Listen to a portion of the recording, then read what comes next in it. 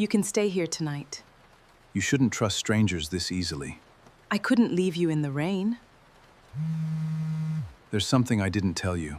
Poor girl took a homeless man home, not knowing he was a millionaire. CEO, what he did shocked everyone. Before we begin, leave a comment letting us know where you're watching from. Enjoy the story. Julia rushed to her job interview, her heart pounding. In one hand, she held a crumpled resume, in the other, a bag of food. Her hair was hastily tied back, and her quick steps showed just how important this day was. She decided to take a shortcut through a narrow alley. The wet papers on the ground made it slippery. And then, in the blink of an eye, everything went wrong. She slipped, the bag flew out of her hand, rice and chicken scattered in the air, and she hit the ground. "Oh, great," Julia muttered, sitting there, staring at her spilled lunch as if she had lost something far more valuable than food. "Are you hurt?" The voice came from where she least expected. From behind a stack of boxes in the corner of the alley, a man appeared, clearly homeless, with messy hair, an unshaven face, and worn-out clothes. But something about him was different. His eyes. There was a calm, sharp look in them that didn't match his rough appearance. "I think I'm okay," Julia answered, picking up what was left of her meal. He stepped closer and picked up the fallen container, handing it to her with a slight smile. "There's still a little left." Julia hesitated before taking it from him. "Do you live here?" The man glanced around before replying. "For now, yes, but it's temporary. I'm between two paths. Paths between who I was and who I will be." Julia stared at him, surprised. What kind of homeless man talked like that? That's when she noticed the wound on his foot. A nasty cut, still bleeding. "You're hurt." "It's nothing. I'm used to it." Without thinking, Julia opened her backpack. She pulled out a tissue, a small bottle of alcohol, and some tape. "This will sting a little," she warned. "I've had worse," he said, trying to sound tough, but his face twisted the moment the alcohol touched his skin. She quickly finished the bandage and was about to stand up when her stomach growled loudly. "Perfect," she grumbled. "Lost my lunch, running late, and now I'm being helped by someone worse off than me. I have a bag of bread. Want some?" She looked at him in surprise, then at the bag he was holding out, and let out a resigned sigh. "Only if there's butter." He chuckled. And so did she. A few minutes later, they sat on the curb, sharing the bread like old friends. Julia glanced at her watch and realized she was already too late. No point in rushing anymore. The interview she had wanted so badly was gone. Well, that's it. No job, no lunch, and now I'm wasting time with a mysterious man who has strangely beautiful eyes. "You think my eyes are beautiful?" Julia blushed and looked away. "What's your name?" she asked, changing the subject. "David, and yours?" "Julia." He studied her for a moment as if memorizing her face. "So you really live on the streets?" "Technically, yes, but my roof is the sky." "That must be hard." David didn't answer, he just sat in silence. Julia stood up, dusted off her clothes, and picked up her resume. "Good luck, David." "You too, Julia." She walked away, but she didn't forget him. In the days that followed, Julia kept passing through that alley, always in a hurry, always chasing new opportunities. The interviews became a cycle of empty promises. But David, he was always there. In the same spot, with the same calm and observant gaze. Sometimes they exchanged greetings. Other times, short conversations. Once, he complimented her courage for standing up to a rude street vendor. Slowly, his presence became a small but steady part of her chaotic days. Then, on a freezing afternoon, Julia walked through the alley again. She had just left another disappointing interview, and she found David different. He was shivering. The bandage she had put on was still there, but now dirty and barely holding. The wound had worsened. His face was pale, his eyes sunken, and his arms wrapped around himself as if trying to hold on to what little warmth was left. Julia walked closer.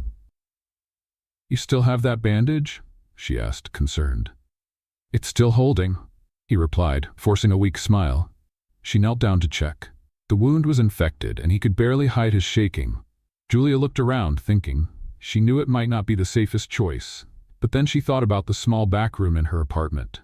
Tiny, simple, but it had a bed, a blanket, and a heater that worked. "I have a place," she whispered. David looked at her with a mix of surprise and caution. "It's nothing fancy, just a little room, but it's better than the cold ground. You can stay for the night, just tonight." Julia? Just tonight, she repeated firmly. He hesitated, but he was too weak to refuse. He just nodded. She reached out her hand. He took it. On the way, Julia watched him. Even with a limp, David carried himself upright, as if holding on to a dignity no one else could see. He didn't look away. He didn't seem ashamed. And that intrigued her even more. When they arrived, she opened the door to her small apartment. "Welcome to my castle. Ignore the mess and the smell of disinfectant." David stepped inside slowly. He stopped in front of a framed photo of a smiling older woman standing next to Julia. "Your mother?" "My grandmother. She's in the hospital this week. I take care of her." He touched the glass carefully, murmured something Julia couldn't catch. "What did you say?" "Nothing. Just, she reminds me of someone I once knew." Julia felt a chill run down her spine, but she decided not to push. She led David to the small back room. "This is the bedroom. Bathroom's at the end of the hall. Towels are in the cabinet. And watch out for the heater.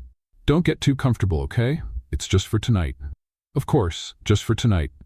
David stood there, taking in the space with quiet respect. And that night, neither of them slept well.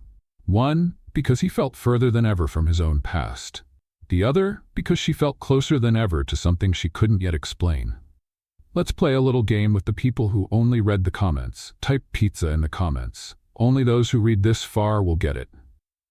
Now, let's continue the story. The next morning started with the relentless sound of the alarm clock. Julia slowly opened her eyes, and for a moment she thought she had dreamed it all. But as soon as she heard the sound of the faucet running in the bathroom, she remembered. David was still there. She got up, tied her hair into a messy bun, and walked to the kitchen. She found a clean plate on the drying rack and a pot on the stove. "You cooked?" she asked, surprised, seeing David sitting at the table with a cup of coffee in his hands. "I tried. It's more of an experiment than a meal. I promise nothing exploded." Julia grabbed a spoon and tasted the rice. She made a face. "This tastes like porridge, missing salt."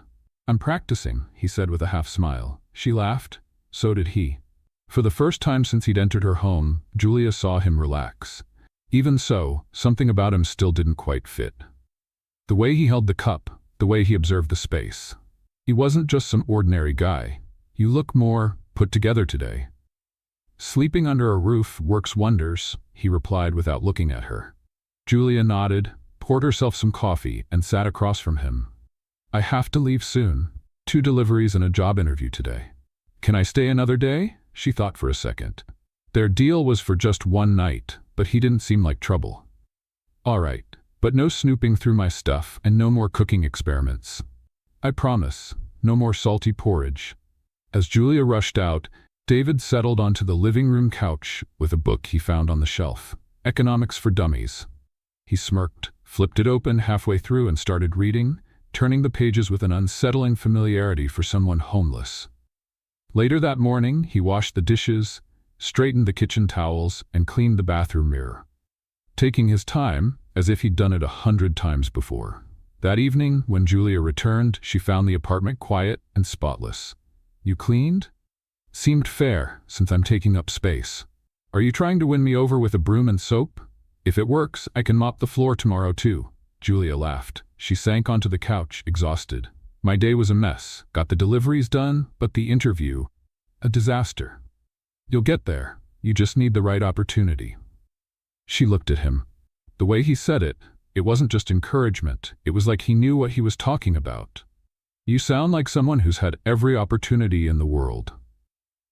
"Maybe I wasted a few," he said, a distant look in his eyes. The next day, while Julia was at work, David reorganized the bookshelf and fixed the flickering light on the balcony. He used a makeshift screwdriver, a bent spoon, and a rusty pair of pliers. When she got home, she noticed the light was working. "You messed with the lamp?" "It was bothering me." "You're good with tools." "I was curious as a kid, liked taking things apart, didn't always know how to put them back together." Julia crossed her arms, suspicious. "You're nothing like I imagined." "And what did you imagine?" "A lost guy, wandering around, barely able to write his own name." "You've read too much and lived too little." She laughed. "Arrogant too." "A little, sometimes." They laughed together. Their unlikely arrangement was starting to feel normal. but the peace didn't last long. The next afternoon, a loud knock on the door shattered the silence. Julia opened the door. It was the building manager, Mr. Oswald, stern as always. "Good afternoon, Miss Julia. Can we talk?" "Of course. Is there a problem?" "We've had reports of a strange man hanging around the building. Messy hair, worn-out clothes. Some residents are concerned." Julia froze. David appeared behind her in the hallway, holding a dish towel. "Is something wrong?" The manager eyed him with suspicion. "Is this the man in question?" Julia opened her mouth, but David spoke first. "Sorry if I caused any concern. I'm Julia's cousin. I came from out of town and I'm staying here for a few days until I find a place." "Cousin?" Oswald raised an eyebrow. David stepped forward and offered his hand. "David, nice to meet you." The manager shook his hand reluctantly. "Just be careful. The residents are sensitive about strangers, and the building rules require long-term visitors to be registered." "We'll take care of it," Julia said, trying to sound firm. Oswald nodded and left. When she closed the door, she turned to David. "Cousin? It worked, didn't it?" She laughed, shaking her head. "You're too good at improvising." "Old habit?" "A habit from what?" "Survival," he said, looking toward the window with that same calm expression. That night, Julia kept thinking about what had happened. How could someone who claimed to have nothing be so quick, articulate, and observant? David slept quietly in the small guest room. Discreet. But something about him screamed the opposite of what he pretended to be. She walked over to the bookshelf and looked at the books he had arranged. One had a folded page at number 47. She opened it. There was a note, written with her own pen. "You are better than you think. You just need the world to see it." Julia smiled, and for the first time in a long while, she felt like maybe she wasn't so alone anymore. Julia woke up to the smell of fresh coffee coming from the kitchen. It was early, and the sky was still painted in shades of orange. She stretched slowly, for a moment forgetting she had someone else living with her. Walking into the kitchen, she saw him from behind, moving skillfully with the coffee maker she was sure had been broken for months. "You fixed that?" she asked, rubbing her eyes. David turned around with a small smile. "It just had some loose wires. Nothing serious." "And you know about electricity too?" "A little bit of everything. Childhood curiosity." Julia sat at the table, skeptical. "One of these days you're going to build a robot in here." "Only if it can cook better than me." She laughed, but the suspicion didn't fade. Every day, David revealed something new. A skill, a smart remark, an overly sharp observation. He definitely didn't seem like a man with no resources. Later, while getting ready for another job interview, she walked into the room and stopped when she saw her laptop open. David was typing something and quickly stood up when he saw her at the door. "I was just checking it out. The system was slow. I thought I could help." "You opened my computer?" "It was instinct. I saw it open, took a look. I didn't touch anything important." Julia walked over to the desk and looked at the screen. It was a job recruitment site. There was a new resume attached, updated, with corrections she hadn't made. "You changed my resume?" "I just fixed the formatting, added some keywords. Your information was fine, but the layout wasn't great. You had no right to do that." "I'm sorry, I just wanted to help." "Without asking me first?" David lowered his eyes. "It was an impulse. You're too good to keep being overlooked. And that resume, it didn't even show half of that." Julia took a deep breath, trying to calm her frustration and surprise. "Just, next time, ask first." "All right, I promise." By the end of the afternoon, Julia got an email from a tech company inviting her for an interview the next day. The email mentioned the updated resume. She looked at her phone, thoughtful. David was still in the small guest room. She knocked on the door. "You set my resume?" He hesitated. "Yes. Without telling me? I knew you wouldn't let me." "And what makes you think you had the right?" "Because I believe in you, even when you don't believe in yourself." Julia didn't answer right away. Part of her wanted to be mad. Another part felt something else. "Just don't do it again. I don't like surprises." "Understood." The next morning, Julia was getting ready for the interview when she noticed David standing on the balcony, watching the sky. "Aren't you going to wish me luck?" "You don't need it. But you'll have it anyway," he said, smiling. "If I get this job, I might not need an extra guest in the back room anymore." "That's fair. And if I don't get it?" "You will." She gave her hair one last adjustment and walked out the door. David stood there for a few more minutes. Then he went back to the small room, carefully closed the door, and took out an old, folded newspaper from the bottom of his backpack. On the front page was a photo of a man, himself, but looking more polished. A dark suit, a reserved smile, arms crossed in front of a sign that read, Everyon Technologies. The headline read, CEO missing for 8 months. Where is David Alencar? David ran his finger over his own face. Then, without a second thought, he tore the page into small pieces and threw them in the trash. As Julia was returning from her interview, her phone vibrated with a call from an unknown number. Hello? Miss Julia? This is Bianca from Solversys. We reached out yesterday by email. Can you come in to speak with the board tomorrow? Julia stopped on the sidewalk. Of course.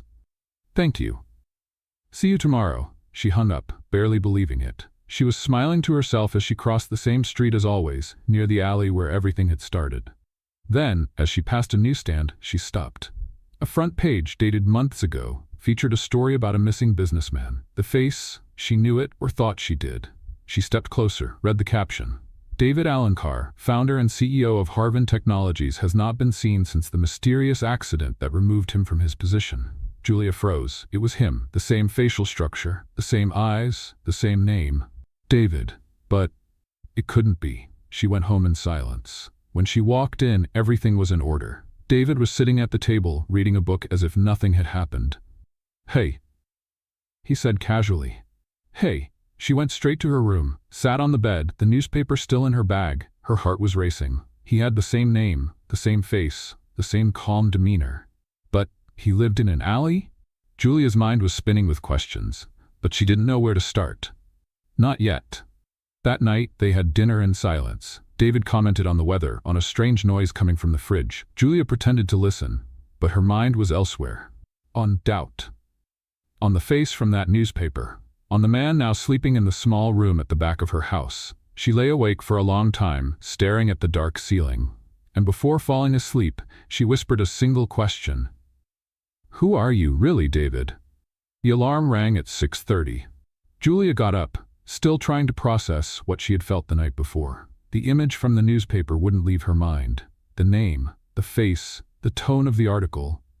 Everything pointed to the fact that David was not who he claimed to be.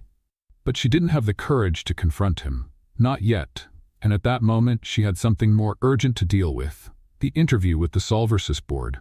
David was in the kitchen when she came out of her room. Coffee's ready. And there's cheese bread. Not that I made it, but I went to the bakery early. Thanks, Julia said, accepting the cup. She watched him as she drank her coffee. He seemed calm, normal. But now she saw things differently. The way he moved around the house, how he observed everything. He was too discreet. And at the same time, he seemed to know exactly what to do in every situation. Heading out? He asked. I have that meeting at Solversys. Nervous? A little. You'll do great, she nodded, then hesitated. And you? Going out today? David smiled. Thought I'd walk around the neighborhood, just to stretch my legs. She finished her coffee and stood up. See you later. Good luck, Julia. As soon as she left, David walked to the window and waited. He counted to 40 in his head. Then he grabbed a backpack hidden in the small room, changed his shirt, put on a dark cap, and slipped out through the back of the building. The Everyon Technologies headquarters was just over an hour away. David avoided buses and the subway. He walked through the streets, changed routes twice, and entered a cafe near the company to observe the surroundings. He didn't want to be recognized. Not yet.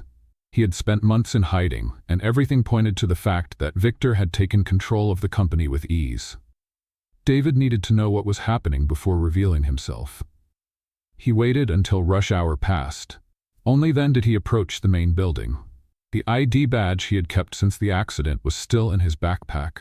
But he knew it wouldn't work anymore. He entered through the side reception, using the service elevator. A former employee now working in maintenance recognized him. Mr. David? Shh, just for today. I need to take a look at things. Can you help me? Of course, it's good to see you again. David walked through the hallways like a ghost. Most of the new employees had no idea who he was. When he reached the executive floor, He stood still in front of the glass door that once led to his office. Now a new nameplate read, Victor Alden, Chief Executive Officer. David took a deep breath and stepped into the meeting room next door, connecting an old laptop to the internal system. He typed in his old password. It worked. Reports started appearing. Contracts, meetings, transactions, and there it was. The plan to sell part of Harvin to a shell company based overseas. Victor was dismantling the company from the inside. Slowly, but systematically. David read every line carefully, committing the details to memory. He couldn't take anything. Not yet. He had to be careful. Meanwhile, Julia was finishing her interview. "Your resume looks great, Miss Julia," the manager said, "and the way you presented yourself really impressed us. If all goes well, we'll be in touch by the end of the week." She smiled, thanked him, and left. She felt lighter, yet somehow uneasy. She took the bus home, but got off 2 stops early. She walked to the newsstand where she had seen the newspaper. It was still there. She asked the vendor if there were any other editions about David Alencar. "There are." "Hang on," he said, pulling out a stack of old newspapers. Julia quickly scanned the headlines. Billionaire businessman disappears after suspected helicopter crash.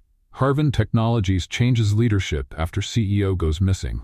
Theories about David Alencar's whereabouts flood social media. She felt the ground shift beneath her. She walked home in silence. When she arrived, David was already there. He was sitting on the couch, his hair still damp, as if he had just taken a shower. "How was it? The interview?"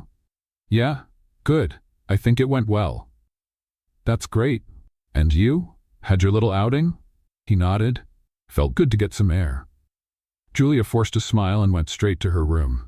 She closed the door, sat on the bed, and spread the newspapers out on the mattress. Her eyes landed on the front page photo. The same look, the same posture. It was him.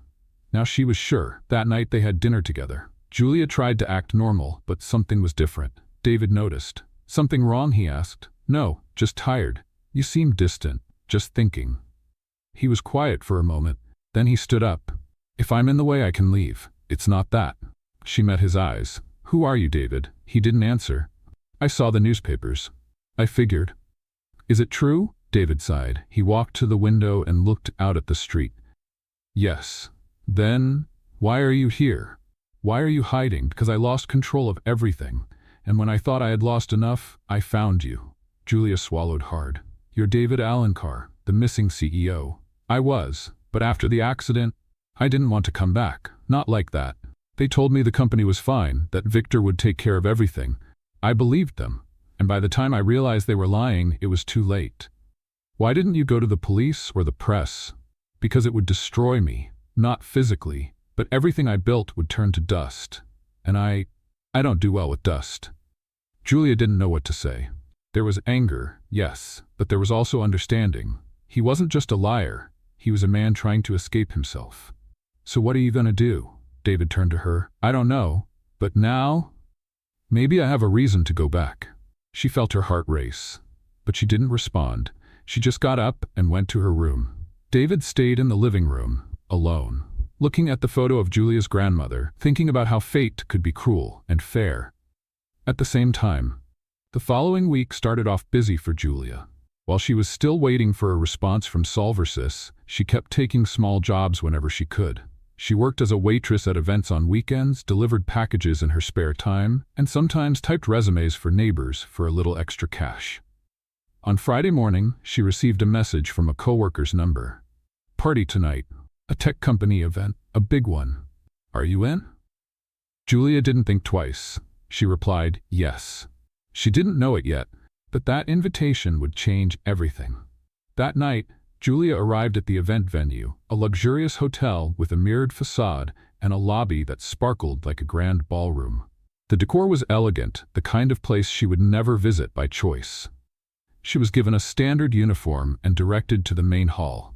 "Don't talk to guests unless necessary, and smile," the coordinator said hurriedly, handing out trays of glasses. Julia took a deep breath and stepped inside. The hall was enormous. Screens displayed animated charts, corporate presentations were projected on the walls, and in one corner, an orchestra played softly. She walked among the guests, balancing a tray of champagne, trying to keep her posture steady. Then she saw something that made her stop. David, in a suit, clean-shaven, standing tall. He was talking to a group of well-dressed men, gesturing with the confidence of someone who knew exactly where he belonged. Julia felt her breath catch for a moment. He didn't see her, or he pretended not to. She quickly stepped aside and moved into a hallway, her heart pounding. Why is he here? She thought. How does no one recognize him? Or do they? She looked again. David was laughing with an older executive, both holding glasses. He was wearing a name tag with a different name. Daniel Andrade. She closed her eyes for a moment. This was too real. In the back room used by event staff, Julia tried to calm herself. She took her phone out to send a message to a coworker. But just as the coordinator called her away, she left it on the counter. Minutes later, when she returned, the phone was gone. She searched everywhere. Asked the other staff members. Nothing. She rushed out of the break room and started looking around the event. She tried to remember where she could have left it. She stopped near the entrance, watching the flow of people coming and going. That's when she saw David, or rather Daniel, slipping quietly through a side door. Something in his jacket pocket caught her eye, a metallic edge. Like a phone. Julia didn't have time to confront him. He disappeared down the hallways. That night, she went home without her phone, without answers, and with a storm of questions swirling in her mind. David hadn't come back yet, and when he did, it was already past midnight. He entered quietly without turning on the lights.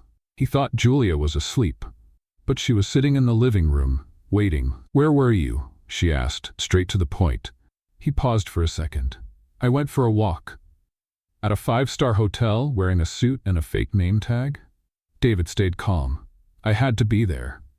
"Stealing a phone was part of the plan too?" "I didn't steal it."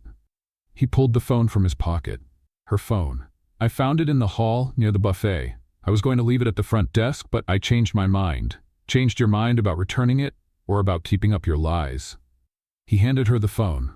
"Here it is. Battery full, nothing touched." "You were pretending to be someone else," she accused. "It was the only way to get in and hear what Victor was planning." Julia stood up, furious. "So that's it? You lied, sneaked in, and made me look like a fool in front of everyone?" "I never meant to expose you, but you did." "I needed information." "And what did you find out?" David hesitated. Then he spoke. "Victor is planning to sell Harvin through a merger with a fake company. The deal will be cleaned up on paper, and the real company will be dismantled from the inside. He's using my name on old contracts that haven't been deactivated yet." "Then why don't you report him?" "Because I don't have all the proof yet. And if I push too soon, he might come out looking like the victim." Julia paced back and forth. You're someone I don't even know, David. And I thought," her voice cracked, "I thought I could trust you." "You can." "Can I? I saw you at that event. You were someone else. You looked at those people like you belonged in their world. And then you come back here, to my couch, to my food, and pretend you're still the guy from the alley." "I'm not pretending. I'm both, the man who messed up, and the man trying to make things right."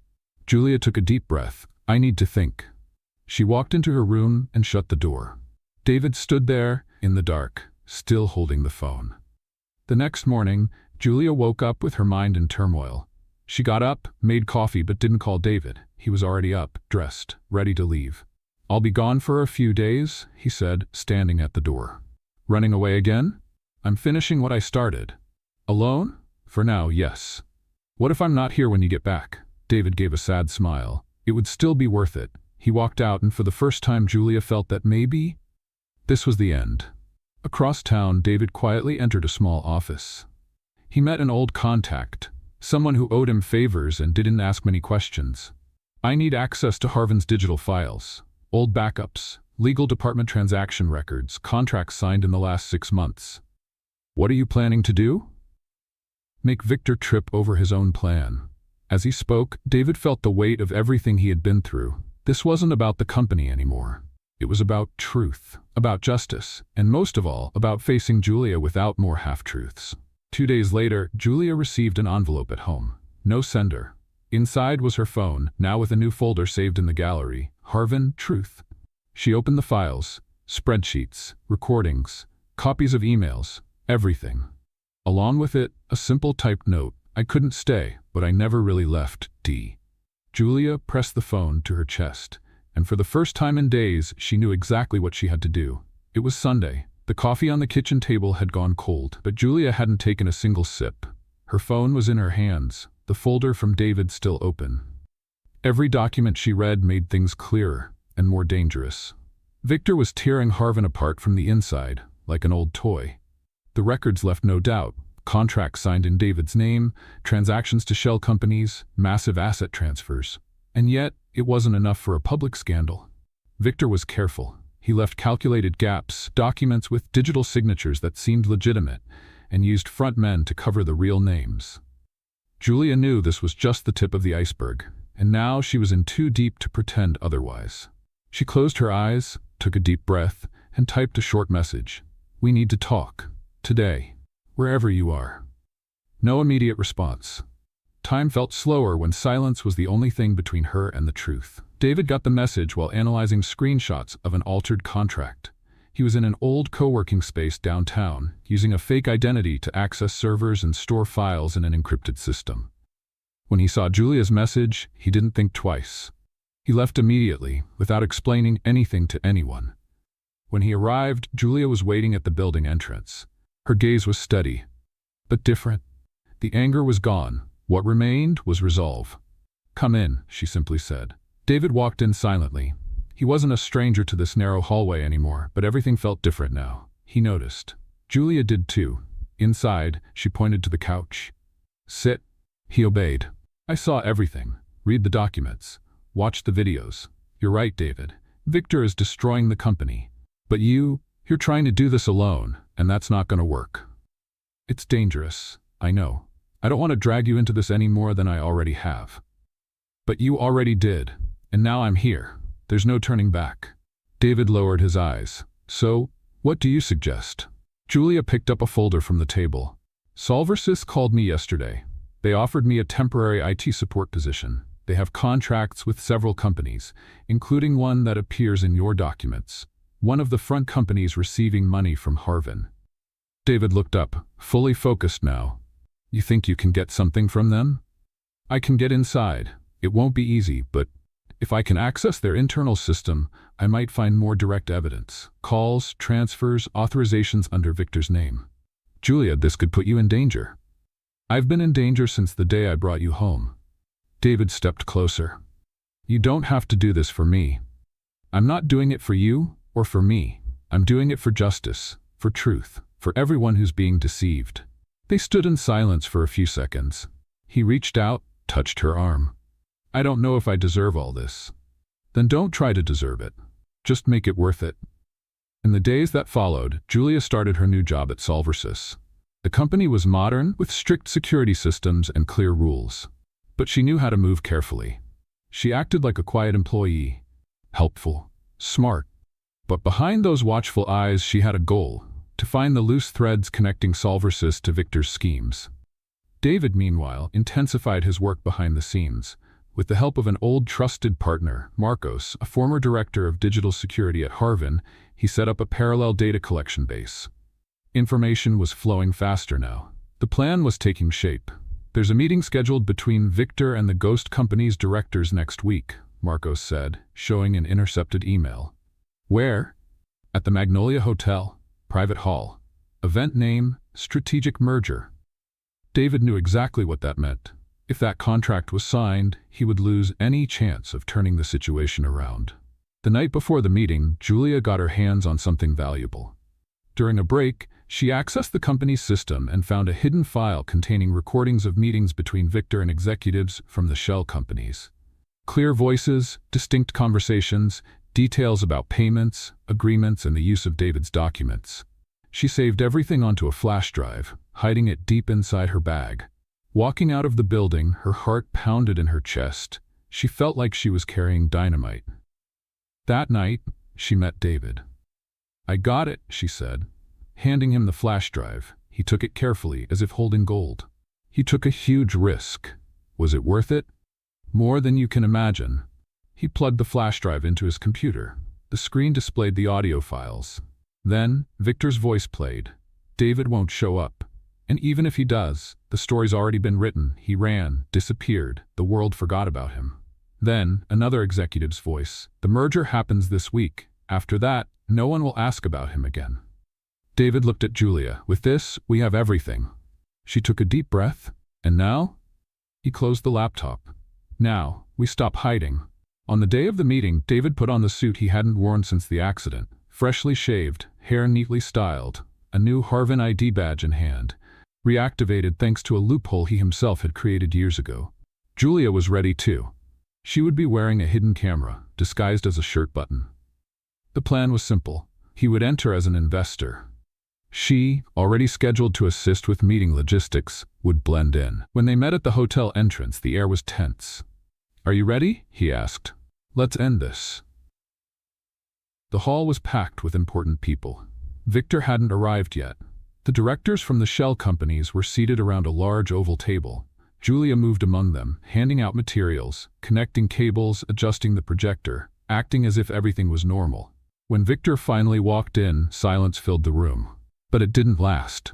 "Gentlemen," he said, "today we take an important step forward, and for that I have the pleasure of introducing a new partner, Daniel Andrade." David entered through the side door. The impact was instant. Eyes met. Someone whispered. One of the directors turned pale. Victor froze. "This can't be." David walked calmly to the front of the room. "Good to see you again, Victor." "This is trespassing. You're impersonating someone else." "No, I'm reclaiming who I am. David Alencar, founder of Harvin, and the victim of a fraud that starts with you." Victor tried to stay composed, but the looks around the room had changed. David pointed to Julia. Everything was recorded. Every meeting, every call, every misstep. Julia activated the live broadcast. Screens around the hall displayed the audio files, the voices, the proof. Some tried to leave, others froze in place. Victor fought back. "This is fake, manipulated," but no one believed him. David pulled an envelope from his pocket. "Court order, freezing all assets linked to Harvin's shell companies, and Victor, an arrest warrant, signed this morning."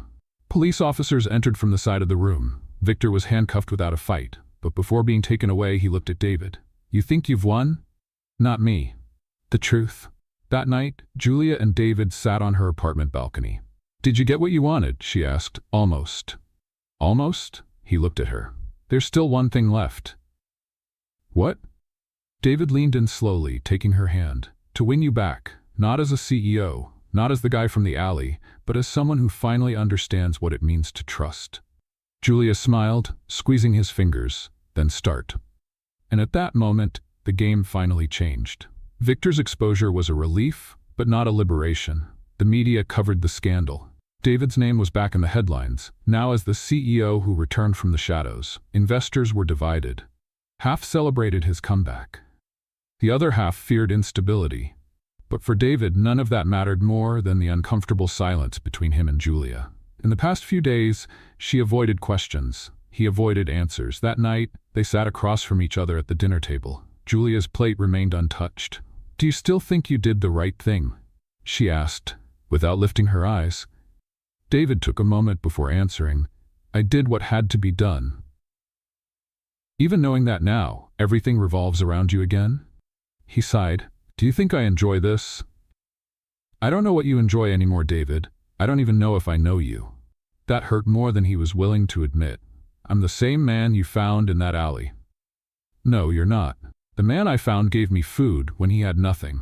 The man sitting here hides things from me, calculates, acts like the world is a chessboard. Because now it is. And where do I fit into this game?" He didn't answer. If there was an answer, it wasn't simple. The next day, Julia went to Harvin for the first time since the scandal. David had asked her to accompany him to a board meeting where he would present the company's restructuring plan. She stepped into the towering building, her eyes scanning everything. The receptionist recognized her and whispered something to the security guard. Julia pretended not to notice. In the elevator, David adjusted his tie. Julia watched him in the polished steel reflection. "Nervous?" she asked. "I've always been." She gave a faint smile, but the tension lingered. The meeting was brief. David presented his plans with confidence. He spoke of transparency, independent audits, revising contracts, and giving opportunities to young talent. Julia listened, but her mind was elsewhere. When they stepped out, she looked at him. "You're very good at this." "At what?" "Speaking well, convincing people." He understood what she was really saying. "You think I'm manipulating you?" "I think you've gotten used to controlling everything." David remained silent. As Julia walked away to pick up her phone from the front desk, he headed back to his office. On the way, a security guard discreetly stopped him. "Mr. Alencar, a man was here last night. He left this with your name on it, but didn't identify himself. It was a thin envelope, no return address." David opened it right there. Inside was just a single photo. Julia, entering a building. A handwritten note read, "How far is she with you?" His stomach twisted. That night, he didn't come home. Julia spent hours staring at her phone, the door, the clock. Anxiety returned like an old enemy. When he finally arrived, it was past 2 in the morning. His eyes were red, his face exhausted. "Where were you?" "I needed to think." "About what?" "Everything. About how all of this is affecting you. And you think disappearing helps?" He sat on the couch. "Someone sent me a threat, a photo of you." Her eyes widened. "What?" "They're trying to plant doubt, make me suspicious of you." "And did it work?" "No, but it made me realize how exposed we are." Julia sat beside him closer than she intended. "I'm not going anywhere, David, unless you push me away." "I would never do that." "Then tell me everything, no more secrets." He hesitated. Then, as if lifting a weight off his shoulders, he spoke. "I have a false identity. Daniel Andrade was a name I created years ago during a business trip to Dubai to close deals with investors who didn't trust young CEOs. I used that name to move around, sign documents, even open accounts." "You have accounts that aren't in your name?" "I had, but everything was legalized when I came back. Still, the name remained like a shadow, and now someone is using it against me." "Someone from inside?" "Maybe." Julia stood up. "You need to report this. Without proof, I can't. If I admit there was a false identity linked to me, they'll use it to ruin my credibility. Then find proof, before they use it against you." He nodded. 2 days later, Julia received an anonymous envelope at the cafe where she used to work before taking freelance jobs at Solversys. Inside was a copy of a stock transfer document under the name Daniel Andrade. David's name was nowhere to be found. And a note. "Do you still believe you know him?" She went to Harvin that afternoon. She didn't call ahead. She waited for him to finish his last meeting and intercepted him in the parking lot. "Is this yours?" She handed him the envelope. David recognized it instantly. "Who gave you this?" "It got to me, the same way it got to you." "Julia, this is part of what I told you. Someone is trying to break the trust between us. And is it working? Only if you let it." She crossed her arms. "Why didn't you ever tell me about this past? About this other name?" "Because it was a mistake I had buried. A mistake I thought would never come back." "You can't expect me to believe everything without questioning it, David. You disappeared for months, lied about who you were, snuck into parties with fake badges, and now there are documents with names I've never even heard before. I have the right to doubt you." He lowered his head. "You're right. So, do we keep going, or do we stop here?" David stepped closer, hesitant. "I don't want to lose you, but I also don't want you by my side without knowing where you stand." "Then show me. Everything. Tonight." That night, David took Julia to a small warehouse in the suburbs.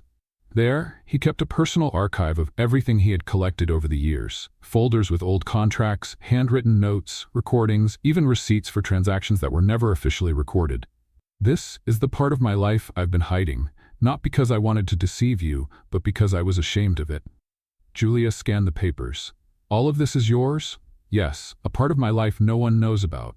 Just me. And now, you." She looked at him. For a moment, all the fear disappeared. "You're not perfect, but at least now you're real." David smiled, relieved. "This is the closest to the truth I can get." "Then start here. From now on, no more secrets. Promise?" "I promise." Julia stepped forward and hugged him. Tightly, without hesitation, he closed his eyes, and finally he knew he didn't have to run anymore. But on the other side of the city, in a dimly lit office, a man watched everything unfold on a screen. "They're together again," he said to no one in particular. The assistant behind him kept his eyes down. "Should I move forward with the plan?" "Yes. But now, more carefully, they're stronger, and that makes everything more dangerous." The man lit a cigarette, leaned back in his chair and smiled. But don't worry, even the strongest alliances have invisible cracks. Julia woke up to a different kind of silence that morning. The apartment felt bigger, emptier. The kettle was still in its usual spot, but there was no scent of fresh coffee, no sound of David's footsteps coming from the small guest room. Instinctively, she got up and went there. The bed was made, the closet door was open, and on the pillow an envelope with her name. She picked it up with trembling hands, sat on the edge of the bed and read, "Julia, by the time you open this letter, I'll be gone. Not because I want to run from you, but because I know that staying is more dangerous than leaving. I know you'll say I should have let you choose, that I should have trusted you, and you'd be right.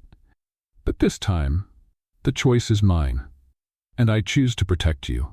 There is no place in the world where I am that you are not with me in thought. Not a single day goes by that I don't feel grateful for meeting you in that alley. You gave me more than shelter, you gave me direction, but now I have to fix something that still holds me back. I need to go back to where it all began, and only then, if it's still possible, I'll return to where I feel whole, by your side. David." Julia didn't cry, but she also couldn't move for a long time. His absence was physical, yet so emotional that it seemed to weigh on every wall of the apartment.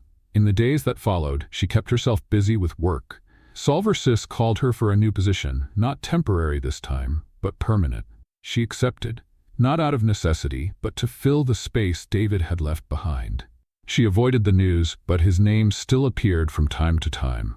Billionaire businessman resurfaces.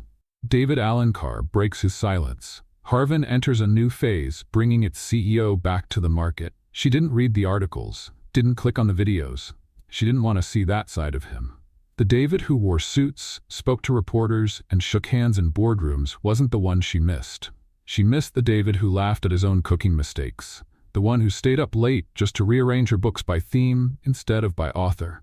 And even with time, that David never really left. He was everywhere. One afternoon, after work, Julia decided to take a walk. The sky was overcast, the air was cold. She hadn't brought an umbrella. She had no real destination. She passed familiar streets, others she had avoided, until, without meaning to, her steps took her back to the same alley where it all began. There it was, the spot where she had fallen, dropped her lunch, and met a man who would change her life forever. She smiled to herself, not just because of the memory, but because for the first time she felt like she could move forward, even without him there. But the universe, apparently, wasn't done with them yet. On the other side of the city, David sat inside a car, watching his former company through the window. The Harvin building was now a symbol of rebuilding. He had left it in the hands of a new board, with a trusted team determined to do things the right way. "Are you sure about this?" Marcos asked, sitting beside him in the back seat. "Yes, I've closed this chapter." "And now?" David smiled. "Now, I need to find a coffee shop." The following week, Julia received an unexpected email. "Dear Julia, we would like to invite you to participate in an internal selection process at our partner company, Sunbite Technologies. Your experience and profile have been recommended. The interview will be in person." She hesitated. She had never heard of Sunbite, but the invitation seemed legitimate. The address was in a rural area where many startups were setting up small operational offices. On Saturday, she decided to go. She took a bus, then a rideshare, and finally arrived at the location, a small road lined with trees, with simple signs pointing to a newly opened coffee shop. Café do Vale. She found it odd. She checked the address again. This was the place. She walked in, confused. There was no reception, just a smiling young woman behind the counter. "Julia?" "Yes." "Please follow me." She was led to the back of the cafe. A door opened. Inside, sunlight streamed through the windows and one person was waiting. David. No suit, no tie. He wore jeans, his sleeves rolled up, and that familiar smile she would recognize anywhere. Julia froze. "What is this?" "An apology. You set all this up?" "Not alone. The cafe is real, and so is the job offer. But the idea was to see you again. I just didn't want to show up at your door like a ghost." She crossed her arms. "And why now?" "Because now I've settled everything I needed to, and because I still love you, even if I don't know if you'll forgive me." Julia took a deep breath. You left me, without saying if you'd be back, without letting me know if you were okay. That doesn't get fixed with a mysterious invitation. I know, but maybe it can start with a coffee. She laughed, incredulous. You never change. I don't want to, not if it means losing what brought me here. Silence. I invested here, he continued. Used a different name, wanted to build something simple away from the chaos. I thought maybe you'd like the idea. She studied him. So you want me to work for you? I want you to decide what you want. If you want to walk away now, that's fine. But if you want to try, we can start over. Not as CEO and the girl from the alley, but as Julia and David, equals. She looked around, the smell of coffee, the soft light, her heart racing. And if I say yes, I'll hand you an apron. And if I say no, you get a free coffee and leave with your dignity intact. Julia walked slowly toward him, stopped just inches away. Do you have sugar? We do, even plant-based milk. Then, what's today's special, boss? David smiled. The house specialty. New beginnings. She took the apron he offered, put it on slowly, and for the first time in a long while, she felt like she was exactly where she was meant to be. As they prepared the first coffee of the day together, a woman on the other side of the world read an email with interest. Target identified. The CEO is no longer active in the company's board. Minimal market influence, but emotionally vulnerable. She typed just 2 words in response. Keep watching. The game wasn't over, but Julia and David were finally ready to play together. The Café do Vale sign was starting to gain fame in the region. Locals loved the warm atmosphere, the handcrafted coffee, and most of all, the friendly couple who seemed straight out of a romantic comedy.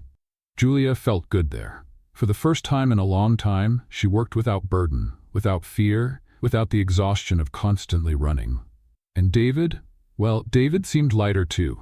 Away from Harvin's glass-walled offices, the newspapers, and suffocating contracts. But that peace wouldn't last. A week after their reunion, the calm began to crack. It started with a phone call. Julia, this is Sandra from Solversis. Do you have a moment? Of course. Everything okay? It's about the Harvin case. You're still on the list of summoned witnesses. What? Victor's defense has filed a new strategy. They're trying to accuse David of corporate fraud and identity misrepresentation. You've been listed as a key figure from the time he was in hiding. Julia pressed a hand to her forehead, but he was protecting himself. I know what he did. I helped. Yes, but his defense team hasn't officially responded yet, and the prosecution wants to determine if you were used, manipulated, or complicit. Julia swallowed hard. And when is this happening? Preliminary hearing. Next week. That night, as she and David were closing the cafe's register, she decided to speak up. Did you know Victor was still trying to bring you down? David didn't seem surprised. I figured he'd try something. He's accusing you of fraud, and they called me as a witness. David dropped the coins on the counter. Julia, I never wanted to drag you into this. I know, but now I'm in it, and I want to know, are you going to fight or run away again? He looked at her. There was something different in his eyes. Not fear, not doubt, but something that mixed exhaustion with determination. I'm going to face it. Then start by telling the truth. Which part? All of it. David sat down, took a deep breath, and began. When I came back from Victor's exhibition, I thought staying away was enough. But as soon as the press found out I was alive, everything reignited. Investors pressured me. The board summoned me. I tried to refuse, but I realized that Harvin was still my responsibility. So you came back, as an interim. But I didn't tell anyone. I wanted to settle the pending contracts, hand over the company to trustworthy hands, and leave for good. And you didn't tell me, because I knew you'd think I was doing it all over again. Disappearing, controlling everything. Julia watched him in silence. And do you still think you can live between 2 worlds? I just want one of them to be with you. The hearing came quickly. The courtroom was packed, even though it was just a preliminary session. Julia sat in the row reserved for witnesses, her hands clasped in her lap. David entered with his lawyer beside him. He wore a dark suit, his hair neatly combed, but his gaze was still the same. On the other side, Victor looked thinner, but no less venomous. The judge opened the session. The prosecution laid out its arguments. David had used a false name, moved around in disguise, attended private events, and now he had to explain whether all of it was part of a dirty scheme or an act of survival. Then Julia was called. She walked to the stand with firm steps. The judge looked at her. "Miss Julia, what can you tell us about the time Mr. David was absent from the public eye?" She took a deep breath. "That he was trying to save his own life, and later the company he built." "Did you know he was using a false identity?" "I found out later, but I understood why. He was betrayed, hunted, discredited, and even so he chose to fix things, not to disappear, not to seek revenge." Victor's lawyer stood up. "And at any point, did he coerce you? Manipulate your decisions? Convince you to help him in illegal acts?" "No. Everything I did was because I believed in him." "Do you still believe in him today?" Julia looked at David. He was watching her as if that answer was more important than the verdict. "Yes, I do." By the end of the hearing, the judge hadn't ruled yet. But the tone was clear. David had acted outside formalities, but not outside justice. The evidence showed intent to protect, not to deceive. Outside the courtroom, journalists surrounded Julia. "Are you with him now? Is he really the man who disappeared? What is it like to be with someone with two identities?" She took a deep breath, smiled, and answered, "He has two names, but only one heart, and that is what matters." A few meters away, David heard her.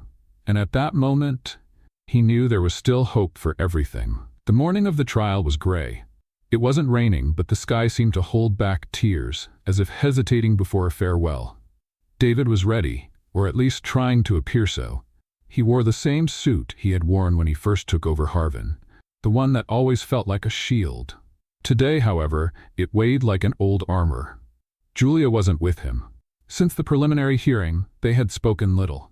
And the night before, she had only said, "If you need me, you know where to find me." But now, she wasn't on the witness bench. She wasn't in the waiting room, and she hadn't answered the 2 calls he made before leaving home. Even so, David entered the courtroom with his head held high. On the other side of the room, Victor looked confident. He had a new team of lawyers hired at the last minute. He smiled slightly, like someone who still believed he had one last card to play. The judge started the session right on time. The first few hours were technical. Debates over legal terms, contractual responsibilities, and the thin line between caution and omission. David listened in silence. He didn't argue. He didn't gesture. He just waited. When he was called, he walked to the center of the room, stopped in front of the microphone, and spoke calmly. "During the time I was absent, my priority was to protect what was left of my company," he said. "And yes, I used a false name, entered events in disguise, acted outside the protocol. But every step I took was to prevent a bigger crime." The judge observed him closely. "Do you acknowledge that you violated corporate and legal regulations?" "I acknowledge that. But I ask the court to consider the context, the real risk, and the evidence that not only clarifies my intent, but also exposes the gravity of what was happening behind the scenes." The prosecution did not object. Victor's defense tried to shift the focus, but the audio recordings, videos, and documents presented during the trial phase were undeniable. After a brief recess, the judge returned to deliver the verdict. The court acknowledges that Mr. David Alencar acted outside legal parameters at certain moments, but his actions were driven by the need to protect both himself and his company. Considering the evidence presented, this court declares him not guilty of fraud and intentional identity manipulation. The courtroom murmured. For the first time, Victor lost his smile. The judge continued. "However, it is recommended that Mr. Alencar remain away from executive duties at Harvin for an indefinite period to ensure the company's institutional rebuilding on neutral grounds." David nodded. This was not a loss. In a way, it was freedom. As he left the courtroom, reporters swarmed him. But David didn't speak. He was only looking for one face. Julia, but she wasn't there. 2 days passed. David couldn't focus on anything. The cafe remained closed. Every morning he returned there, as if that would somehow make her appear. On the 3rd morning, he found the counter clean, the plants watered, and one thing different, a letter placed on the coffee machine. He recognized the handwriting instantly. "David, first of all, congratulations. You did what many would have given up on. But I needed some time. Because watching you in that courtroom was hard. Seeing the weight you still carry. Seeing the world pulling you back in, even when all you want is to breathe. I love you. But I love myself too. And right now, I need to remember who I am without you around. Because for a long time, my life was about surviving. And now that I've learned to live, I want to do it for me. This isn't goodbye. But it is a pause. Sometimes a reunion is only beautiful because of the space in between. With love, Julia. David stood still for a long time. Then he made himself a cup of coffee, sat by the window, and looked at the small garden they had started together. He didn't cry, but he let the silence fill every corner of what she had left behind. Months passed. David never returned to Harvin. Instead, he invested in small businesses, cafes, social projects focused on education. He chose a quieter, simpler life, but never a lonely one. Julia changed too. She opened a small bookstore in a quiet neighborhood, creating a cozy space for community reading. She worked less, smiled more. She was whole. They hadn't seen each other in all that time. But they thought about each other often. Then, on a spring morning, a letter arrived at Julia's shop. It was signed with only a single letter, D. And it said, "I found a town where the trees bloom all year long, where the coffee never gets cold, and where there's an empty chair beside mine. If you ever want to come back, I'll be here." Julia read the letter with a soft smile on her lips. And for the first time in a long while, she felt no rush. She knew the reunion would come, but only when they were both ready to stay. The day began with a warm breeze sweeping across the sidewalks of the small town where David had settled. There was no sign of rain, but the sky was filled with light clouds, gently veiling the sun. It was the kind of morning that called for quiet moments, fresh coffee, and memories. The cafe he had built with so much care was now known as a place of peace. Destino Cafe wasn't just a name, it was the feeling everyone had when they walked through the door. But that day, David woke up restless. He didn't know why. He just felt it, like something was about to happen. He set the tables, checked the coffee beans, cleaned the espresso machine. Then, he turned on the lights on the outdoor patio and placed a fresh flower in the window vase. And he waited. Julia reached the end of the road with her heart racing. The town was smaller than she remembered, or maybe it was just the first time she was seeing it with calm eyes. The place smelled of history and sounded like tranquility. The streets were narrow, the houses low, their windows open, as if life breathed differently there. She carried little baggage, a backpack, a notebook, and a letter in her pocket, the letter David had sent months ago. She hadn't replied, but she had kept it, read it over and over again, and that morning she decided it was time to go. Not out of longing, but out of certainty. The wooden sign with hand-drawn letters made her smile. Destino Cafe. It was an invitation. She pushed the door open slowly. The little bell rang. David appeared behind the counter. Their eyes met, and for a few seconds neither of them spoke. They just looked at each other, as if confirming that time, no matter how cruel, hadn't erased what truly mattered. "So," he finally said, "you came. Took me too long?" "No, right on time." She walked to the counter. "You really did it? A coffee shop in the middle of nowhere. Sometimes we don't need much, just a place to call home." "And did you find it?" "Not yet, but I'm close." He gestured to the chair on the other side of the counter. She sat down. "What's good today?" "The house coffee is still strong, and the neighbor makes fresh cheese bread." "Cheese bread?" She smiled. "You sure know how to win me over." "I learned from the best teacher, silence." She lowered her gaze for a moment. "I thought you wouldn't write to me." "I thought so too. But you did, because writing was the only way not to forget you without seeming desperate." Julia laughed. "You were never desperate, only on the inside." They sat on the porch, each with a cup of coffee. The garden was in bloom. Leaves danced in the breeze. There was no rush, no expectations, just the perfect pause between the end of one story and the beginning of another. "The bookstore you opened is beautiful," he said. "I saw some pictures. Looks like it's more than just a shop. It's a place where people feel at home." That was the idea, a space where people could breathe freely. "And did you succeed?" "I'm still trying, as always." She looked at him. "You've changed, David." "For the better?" "For the truth," he nodded. "And you?" "I stopped running, stopped hiding, but I had to step away to understand who I was without you." "And did you?" "Yes, but now I also know who I am with you around." David set his cup down. "I don't know if I still have the right to ask for anything." "But you're going to ask?" "If I asked you to stay, Just for a few days? Would you consider it? She didn't answer right away. Then she smiled. I packed enough clothes for a week. I can get you an apron. I already feel at home. In the days that followed, Julia helped at the register, the tables, and with customers. She reorganized the books on the small cafe shelf and created a section called Reading with Coffee, a selection of light, inspiring books. David watched it all with quiet admiration. It wasn't like before. They no longer had to prove themselves or save each other, just walk side by side. One of the regulars, an older man with a white beard and a worn-out cap, commented, "You two have something special, like pieces of the same puzzle." Julia smiled. "Maybe we are." David stayed quiet, but that night as they closed the register, he said, "I've been thinking about something." "What?" "How sometimes life takes us in circles, just to bring us back where we were always meant to be. Like a cafe called Destino?" "Exactly." Julia looked into his eyes. "Are you still afraid?" "Of what?" "Of getting lost again."